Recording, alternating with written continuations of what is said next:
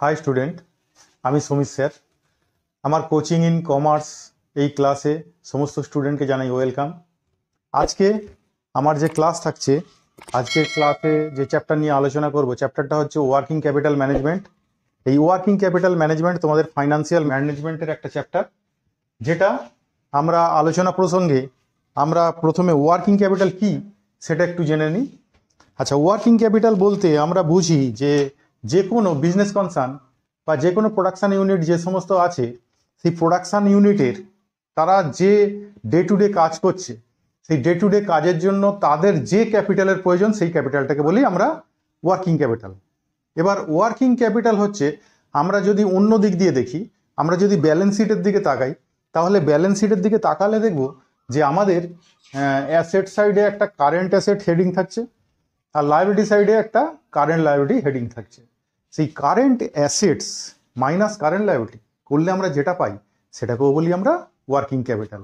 তাহলে ওয়ার্কিং ক্যাপিটালের আমাদের সব থেকে সোজা ফর্মুলা হচ্ছে, আমরা যদি কোনো একটা কনসার্নের আমরা ব্যালেন্স শিট পেয়ে যাই, তাহলে ব্যালেন্স শিট পেলে সেখানে কারেন্ট অ্যাসেট যে আছে, সেই কারেন্ট অ্যাসেটের যোগফল থেকে আমরা যদি কারেন্ট লায়াবিলিটিগুলো বাদ দিই, তাহলে যে কারেন্ট অ্যাসেটের এক্সেস পয়সাটা পড়ে থাকে, তাহলে সেটাকেই বলি আমরা ওয়ার্কিং ক্যাপিটাল। কিন্তু এটা বলা খুব সহজ, কিন্তু তোমাকে ওই কারেন্ট অ্যাসেটসের সমস্ত ডিটেলস তোমাকে কিন্তু দেবে না, তোমাকে বের করতে হবে। কারেন্ট লায়াবিলিটির সমস্ত ডিটেলস তোমাকে কিন্তু দেওয়া থাকবে না অঙ্কের মধ্যে, তোমাকে বের করতে হবে। তাহলে এখানে কারেন্ট অ্যাসেট, কারেন্ট লায়াবিলিটির সমস্ত আইটেম যেগুলো আছে, সেই আইটেমগুলোর ভ্যালুগুলো আমরা বের করব। সেই ভ্যালুগুলো বের করার পর তারপরে আমরা টোটাল কারেন্ট অ্যাসেটস কত আসছে তার থেকে কারেন্ট লায়াবিলিটি বাদ দেব, দিলে আমরা পাবো ওয়ার্কিং ক্যাপিটাল।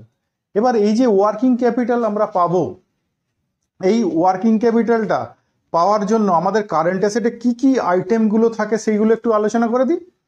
কারেন্ট অ্যাসেটসের মধ্যে আমরা যে সমস্ত আইটেমগুলো পাচ্ছি, তার মধ্যে 1 নম্বর আইটেমের নাম হচ্ছে কি বলতো? স্টক। এবারে স্টক কিন্তু একরকম হয় না। যে কোনো প্রোডাকশান ইউনিটের ক্ষেত্রে, যারা প্রোডাকশান করে তাদের ক্ষেত্রে কারেন্ট অ্যাসেটে যে সমস্ত আইটেমগুলো থাকে বা কারেন্ট অ্যাসেটের এলিমেন্টসগুলো হচ্ছে এইরকম। একটা হচ্ছে স্টক অফ র মেটেরিয়াল থাকে, stock of work in progress থাকে, স্টক অফ ফিনিশ গুডস থাকে। এই তিনটেকে মিলে আমরা একসঙ্গে বলি স্টক। আবার কখনো কখনো কোনো কনসার্নের দেখবো স্টক অফ স্টোরস থাকে, স্টোর কনজিউম বলে থাকে, স্টক অফ স্টোর কনজিউম। তাহলে সেটাকেও বের করতে হবে। তাহলে এই সমস্তগুলো নিয়ে হচ্ছে আমাদের টোটাল স্টক। তারপরে আইটেম যেটা থাকে সেটা হচ্ছে ট্রেড রিসিভেবল। এবার ট্রেড রিসিভেবলের মধ্যে কারা থাকে? ট্রেড রিসিভেবলের মধ্যে আমরা যাদের পাই তারা হচ্ছে একটা ডেটর্স আর একটা বিল রিসিভেবল। তাহলে ডেটর্স আর বিল রিসিভেবল এই দুটো হচ্ছে ট্রেড রিসিভেবলের এলিমেন্টস। তারপরে কি থাকে? তারপরে থাকে আমাদের cash and cash equivalent. Cash and cash ইকুইভ্যালেন্টে সেখানে আমরা ক্যাশ পাবো, ক্যাশের ব্যালেন্স, ব্যাংকের ব্যালেন্স। তাহলে এইগুলো নিয়ে আমরা যে পাচ্ছি, এইগুলো হচ্ছে কমন কারেন্ট অ্যাসেট। এটা ছাড়া এক্সট্রা কি থাকতে পারে? কোনো প্রিপেড এক্সপেন্সেস, কোনো অ্যাক্রুড ইনকাম, এই সমস্তগুলো থাকতে পারে। তাহলে এই হচ্ছে টোটাল কারেন্ট অ্যাসেট। আর কারেন্ট লায়াবিলিটির দিকে কি থাকছে? কারেন্ট লায়াবিলিটির দিকে আমাদের কারেন্ট লায়াবিলিটির যে সমস্ত এলিমেন্টসগুলো, তার মধ্যে প্রথম আইটেম যেটা পড়ে ট্রেড পেয়েবেল। ট্রেড পেয়েবেল কি? ট্রেড পেয়েবেল হচ্ছে, ট্রেড পেয়েবেলের মধ্যে আবার যেটা থাকে সেটা হচ্ছে ক্রেডিটর্স আর বিলস পেয়েবেল। ক্রেডিটর্স আর বিলস পেয়েবেল, তাহলে সেইগুলোর ভ্যালু বের করতে হবে। এগুলো ছাড়া আমাদের যদি কোনো শর্ট টার্ম লোন থাকে, তাহলে সেই short term loan, like bank overdraft বলতে পারো। আর কোনো আউটস্ট্যান্ডিং এক্সপেন্সেস যদি থাকে, অ্যাডভান্স ইনকাম থাকে, তাহলে সেইগুলো কারেন্ট লায়াবিলিটির মধ্যে থাকে। তাহলে আমরা এই কারেন্ট অ্যাসেটের সমস্ত আইটেম এবং কারেন্ট লায়াবিলিটির সমস্ত আইটেম, এগুলো যদি বের করে নিতে পারি বা এগুলো যদি দেওয়া থাকে, তাহলে কারেন্ট অ্যাসেটের যোগফল থেকে আমরা কারেন্ট লায়াবিলিটির যোগফল বাদ দেবো, দিলে পাবো ওয়ার্কিং ক্যাপিটাল। মোটামুটি বোঝা গেছে? এবার আমরা কারেন্ট অ্যাসেটসের সমস্ত আইটেমগুলোর ভ্যালু যদি দেওয়া না থাকে, তাহলে সেইগুলো বের করব কিভাবে, তার ফর্মুলা আমি এখানে দেখাবো। তাহলে দেখো, কারেন্ট অ্যাসেটের মধ্যে আমি 1 নম্বর আইটেম কি বলেছিলাম? স্টক।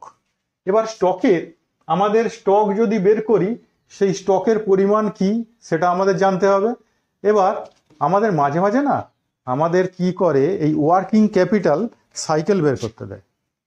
ওয়ার্কিং ক্যাপিটাল সাইকেল বের করতে দিলে শুধুমাত্র যে তুমি কারেন্ট অ্যাসেটের ভ্যালু বের করবে তা না, কারেন্ট অ্যাসেট কতবার টার্নওভার হয় ইয়ারলি, বা কত দিন ছাড়া ছাড়া টার্নওভার হয়, সেই টার্নওভারগুলো বের করতে হয়।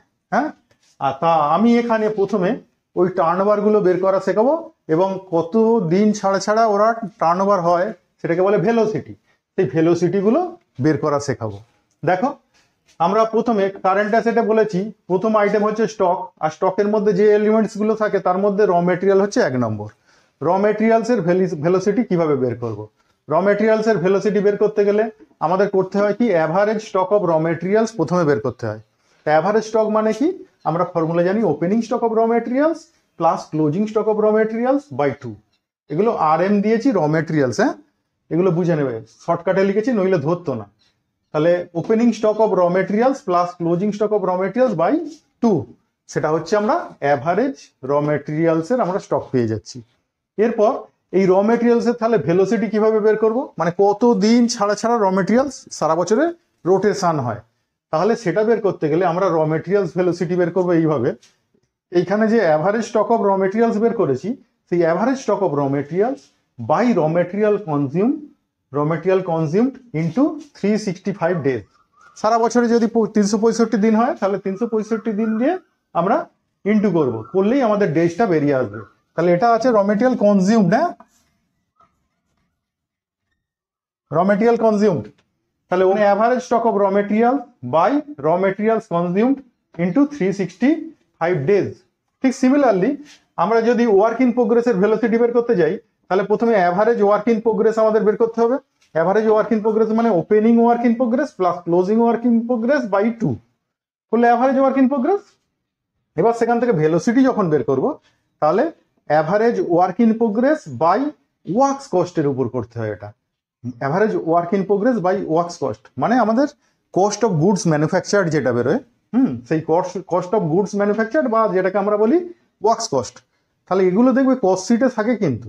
তাহলে এইগুলো বের করতে গেলে আমাদের কিন্তু কস্ট শিটের যে কনসেপ্ট সেটা কিন্তু মাথায় রাখতে হবে। কস্ট শিটের কনসেপ্ট থেকেই এগুলো আসছে, নইলে আমি একটা কস্ট শিটের ফরম্যাট করে দেবো, ফর্মুলাগুলো সমস্ত আলোচনা করি, তারপর একটা কস্ট শিটের ফরম্যাট করে দেবো, কিভাবে কস্ট শিটে এই ওয়ার্কস কস্ট আরে আসছে সেগুলো দেখে নেবে। তাহলে average work in progress by works cost into 365 days. আবার যদি ফিনিশ গুডসের ভেলোসিটি বের করি, তাহলে ফিনিশ গুডসের ভেলোসিটি বের করলে প্রথমে অ্যাভারেজ ফিনিশ গুডস বের করে নিই। অ্যাভারেজ ফিনিশ গুডস মানে opening stock of finish goods plus closing stock of finish goods by 2, হ্যাঁ। আর ওখান থেকে ফিনিশ গুডস ভেলোসিটি কিভাবে বের করবো, ওই অ্যাভারেজ ফিনিশ গুডস যেটা বেরিয়েছে by cost of goods sold. তাহলে অ্যাভারেজ ফিনিশ গুডসের সঙ্গে cost of goods sold by করবো করে ইন্টু 365 ডেজ। এবার এটা ছাড়া ডেটর্স হতে পারে। আচ্ছা, ডেটর্স কার উপর ডিপেন্ডেন্ট বলো তো? ডেটর্স হচ্ছে কিন্তু আমাদের ক্রেডিট সেলের উপর। তাহলে এটা পুরো সেলসের উপর ডিপেন্ডেন্ট। তাহলে আমরা ধরেই নিতে পারি যে আমাদের সমস্ত যা ট্রানজাকশন হচ্ছে ক্রেডিটে, তাহলে ক্রেডিটে হলে সেখান থেকে ক্রেডিট সেল আসবে। 7 নম্বর আমরা যদি বলি অ্যাভারেজ ডেটর্স, তাহলে অ্যাভারেজ ডেটর্স যদি বের করি,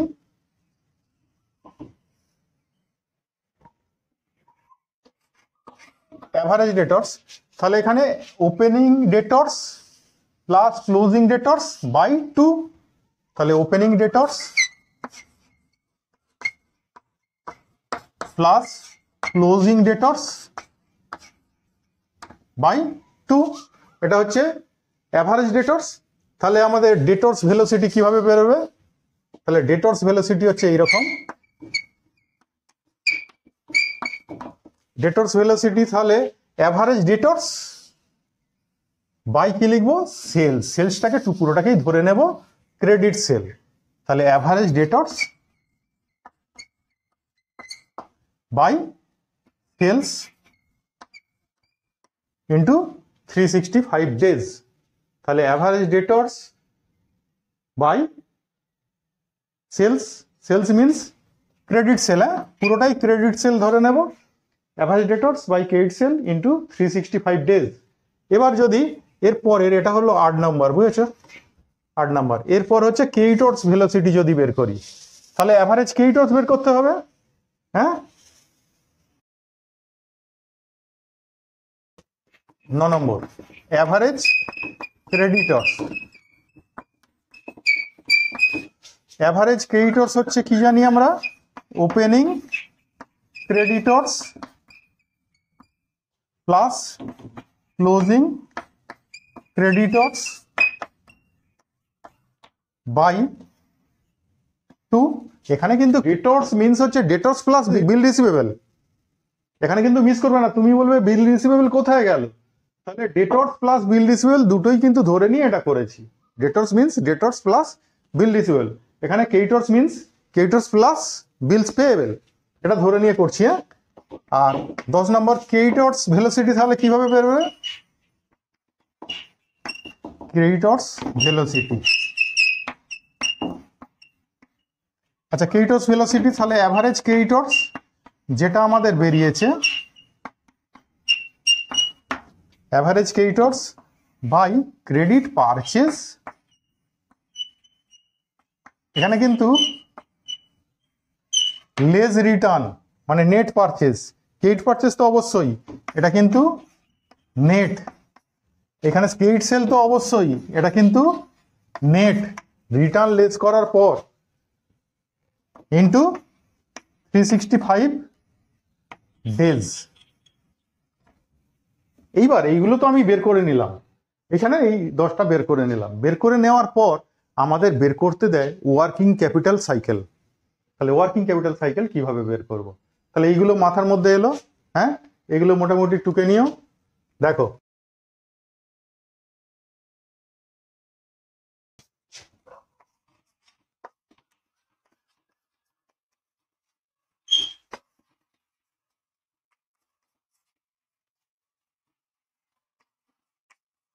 ওয়ার্কিং ক্যাপিটাল সাইকেল যখন বের করব আমরা আমরা প্রত্যেকটা প্রথমে অ্যাসেটস গুলোর যে ভেলোসিটি আছে সেইগুলো প্লাস করব।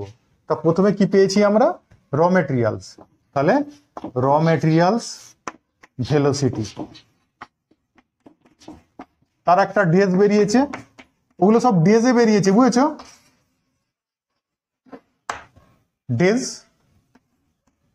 তারপরে আমরা পেয়েছি ওয়ার্কিং, আচ্ছা ওয়ার্ক ইন প্রোগ্রেস, তার ভেলোসিটি পেয়েছি। তারপর একটা ফিনিশ গুডস ভেলোসিটি পেয়েছি। তারপরে একটা ডেটর্স ভেলোসিটি পেয়েছি।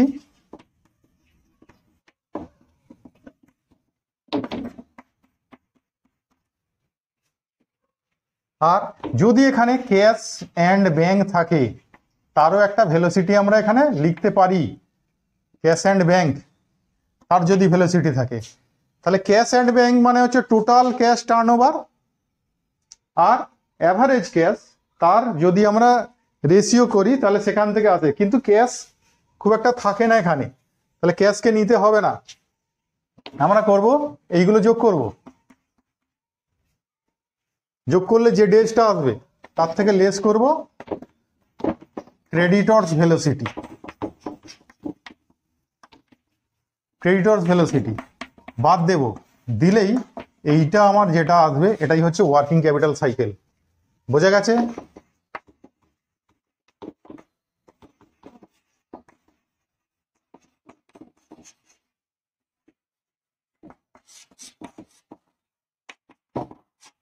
ক্লিয়ার?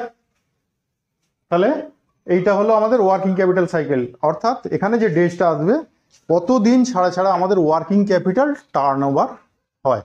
তাহলে এখানে যদি ধরে নাও 73 ডেজ এলো, তাহলে 73 ডেজ এলে আমাদের 73 ডেজ ছাড়া ছাড়া আমাদের ওয়ার্কিং ক্যাপিটাল ঘুরতে থাকে। তাহলে আমাদের একটা আমরা কোনো গুডস কিনে তাকে যখন প্রোডাকশন করে মার্কেটে ছাড়ি, সেই মার্কেটে ছেড়ে সেটা আবার ক্যাশে ফিরে আসতে সময় লাগে কত, 73 ডেজ। তাহলে আমরা 73 ডেজ ছাড়া ছাড়া আমাদের ওয়ার্কিং ক্যাপিটাল যদি আবার ক্যাশে টার্ন হয়, তাহলে আমরা বলতে পারি আমাদের বছরের টার্ন ওভার কত হয়, 5 টাইমস। হ্যাঁ, তাহলে টোটাল 5 টাইমস এখান থেকে এইভাবে বের করা যায়। এবার আমাদের ধরো এটা তো ওয়ার্কিং ক্যাপিটাল সাইকেল বের করলাম, যদি ওয়ার্কিং ক্যাপিটাল বের করতে দেয় তাহলে কি করব, তাহলে এই ফর্মুলাটাকেই জাস্ট একটু অ্যাডজাস্ট করে দেবো, জাস্ট একটু অ্যাডজাস্ট করে দিলেই কিন্তু ওয়ার্কিং ক্যাপিটাল হবে। ধরো এটা সাইকেলটা এটা টুকে নেবে, আমি একটু মুছছি, তাহলে এখানে ওয়ার্কিং ক্যাপিটাল যদি বের করি তাহলে তখন তো এটা ডেজে না, তখন এটা কিসে আসবে, রুপিসে। হ্যাঁ, তখন আর এইগুলো ভেলোসিটি নয়, এইগুলো হচ্ছে তখন কি বসাবো, এইগুলো হচ্ছে র মেটেরিয়ালসের ভ্যালু। তাহলে এটা value of raw materials, value of raw materials, value of work in progress, value of finish goods, value of debtors, এইখানে কিন্তু ক্যাশ অ্যান্ড ব্যাংক ব্যালেন্স বসাতে লাগবে। তাহলে এখানটা একটু মুছি। তাহলে এটা 1 নম্বর, 2 নম্বর, 3 নম্বর, 4 নম্বর, 5, এখানে কিন্তু ক্যাশ অ্যান্ড ব্যাংক বসাবে। তাহলে ক্যাশ অ্যান্ড ব্যাংক নিলাম, নিয়ে যে যোগটা হলো এটা টোটাল কারেন্ট অ্যাসেট। আর যদি মেবি আমরা একটু লিখে দিই, যদি কোনো প্রিপেড এক্সপেন্সেস থাকে, থাকতেও তো পারে, কিন্তু ভেলোসিটির সময় এটা নিতে হয় না, প্রিপেড এক্সপেন্সেস থাকলে তাহলে সেটাও নিলাম, নিয়ে আমরা যেটা পেলাম তার থেকে লেস করব কারেন্ট লায়াবিলিটি। তাহলে এই সমস্তগুলো কি পেয়েছি, কারেন্ট অ্যাসেট। আচ্ছা, ওখানে হেডিং করে দিচ্ছি,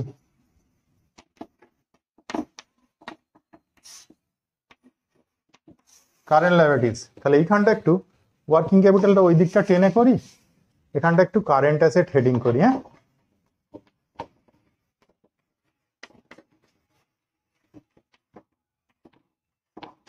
কারেন্ট অ্যাসেট হেডিং করলাম। এটা কি বের করছি, ওয়ার্কিং ক্যাপিটাল।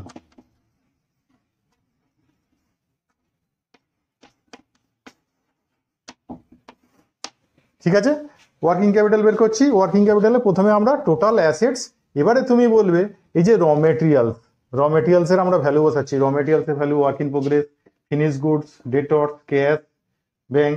তাহলে এই raw materials, work in progress, finish goods, এবার এইগুলো কোথা থেকে নেব, যদি ওপেনিং স্টক থাকে আবার ক্লোজিং স্টক থাকে। তোমরা তো বলবে এতক্ষণ তো আপনি আলোচনা করলেন ওপেনিং স্টক ক্লোজিং স্টক দুরকমকে অ্যাভারেজ করে, তাহলে এখানে কোনটা বসাবো, অ্যাভারেজটা, ওপেনিংটা না ক্লোজিংটা? তোমাদের হাতে কিন্তু তুলে দিয়েছে একটা ক্লোজিং ব্যালেন্স শিট, ঠিক আছে না? তাহলে আমরা ক্লোজিং ডেটে বের করছি ওয়ার্কিং ক্যাপিটাল। তাহলে যেই ডেটে বের করব, যদি ওপেনিং ডেটে বের করতাম তাহলে ওপেনিং গুলো নিয়ে করতাম, আমরা ক্লোজিং ডেটে ওয়ার্কিং ক্যাপিটাল বের করছি আমাদের ইয়ার এন্ডে। তাহলে আমরা কোন ভ্যালুগুলো নেব, সব ক্লোজিং ভ্যালুগুলো। ক্লিয়ার? তাহলে সমস্ত ক্লোজিং ভ্যালু যেগুলো ব্যালেন্স শিটে আছে সেই সমস্ত ভ্যালুগুলো নিয়ে বসাচ্ছি। এবার এখানে সমস্ত কারেন্ট অ্যাসেটের যোগফল থেকে আমরা বাদ দেবো কারেন্ট লায়াবিলিটি। কারেন্ট লায়াবিলিটির মধ্যে কে কে থাকে বললাম, ক্রেডিটর্স, লেস করবো। হ্যাঁ, তারপর কোন শর্ট টার্ম লোন,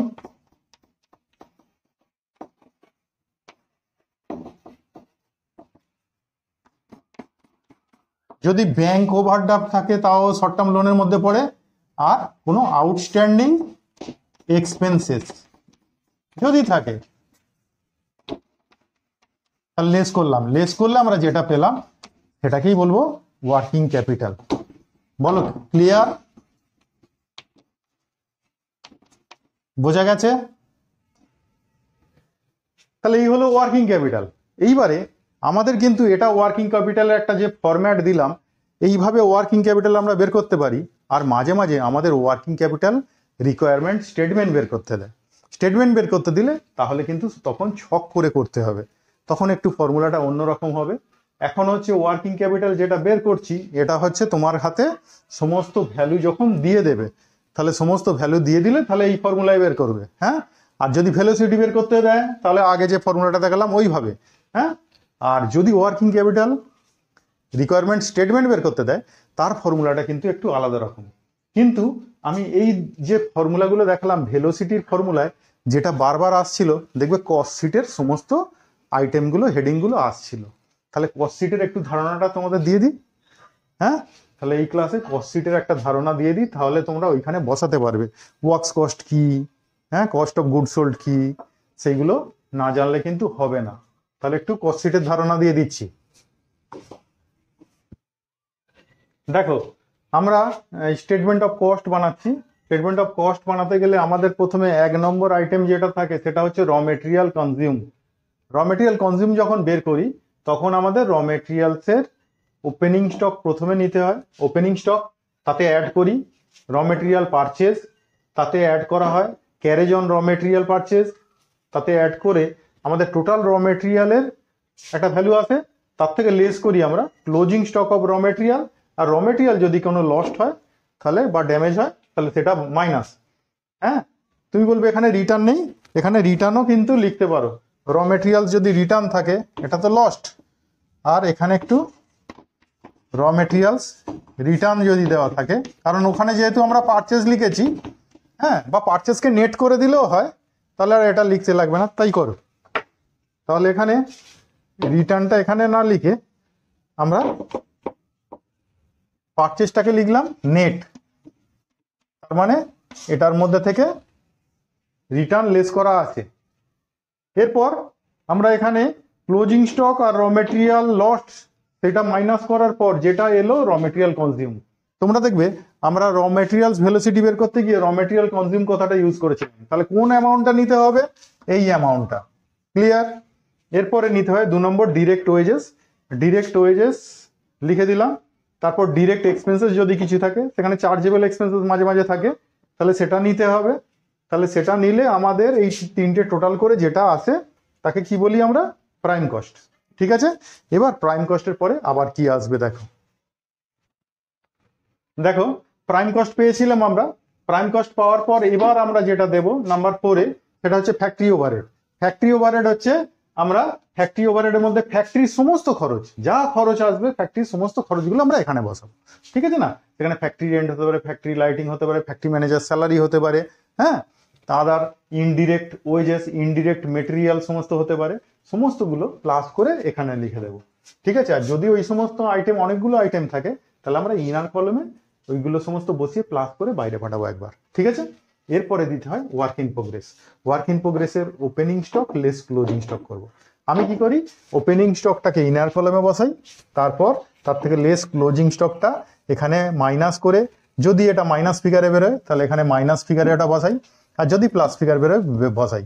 নাহলে তোমরা এইভাবেও করতে পারো, একেবারে ওপেনিং স্টক বাইরে পাঠিয়ে দিয়ে এর সঙ্গে প্লাস করে নিতে পারো, তারপরে আবার লেস ক্লোজিং স্টক তার থেকে মাইনাস করতে পারো, সেটা দেখতে বাজে হয়।